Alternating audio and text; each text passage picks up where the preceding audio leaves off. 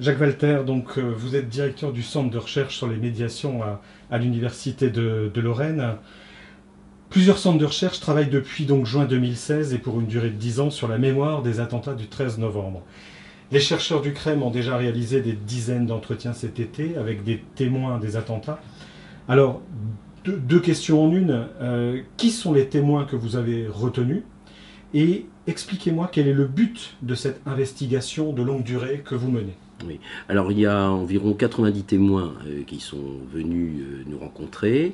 Ils étaient tous volontaires, donc il n'y a pas vraiment de sélection. Ce sont des personnes qui sont des hommes, des femmes, et qui ont, pour les plus jeunes, une vingtaine d'années, et les plus âgés, un peu plus de 70.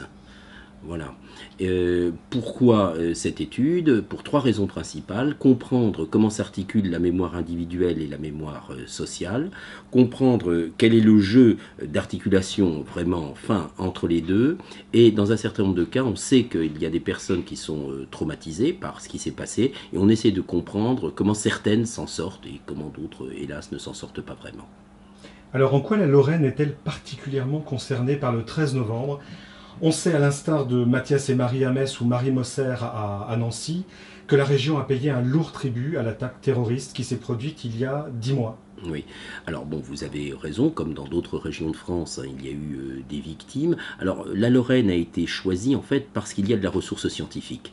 Hein, c'est le cas du centre que je dirige, donc du coup, on nous a fait confiance pour essayer de comprendre le phénomène que j'ai décrit il y a un instant. Alors certains vont développer un stress post-traumatique, vous venez Oui. de le dire tout à l'heure, sans avoir été au cœur même de la tragédie. Et d'autres, plus exposés, vont parfois s'en sortir plus facilement. Comment vous l'expliquez? Alors, c'est précisément l'objet de l'étude, hein, mais on a un certain nombre de paramètres qui sont présents. Un environnement familial, une capacité plus forte à la résilience, mais ce qui est un petit peu une tautologie, enfin, c'est le serpent qui se mord la queue. Et en tous les cas, c'est sûr, une capacité à verbaliser. Donc, plus l'individu reste replié sur lui-même, moins il aura de chances de pouvoir s'en sortir. Ça, c'est un point important. Pour le reste, il y a également des mécanismes d'ordre plutôt neurologique qu'une équipe à Caen, cette fois, se propose d'explorer. Et lorsque nous aurons des résultats, évidemment, nous communiquerons sur ceux-ci. Peut-on parler de génération Bataclan? Si oui, quel est le sens que vous pouvez donner à cette expression? Alors, bon, l'expression a un côté un tout petit peu médiatique, mais il est certain que des individus qui ont entre 20 et 30 ans se sont sentis particulièrement concernés. Donc, ce qui va caractériser cette génération-là, c'est une perception du monde qui est fondée sur une espèce de fragilité, une inquiétude. Et la confiance qui pouvait exister dans l'avenir il y a quelques années, là, c'est amoindri. Donc, oui, de ce point de vue-là, il y a peut-être une génération Bataclan.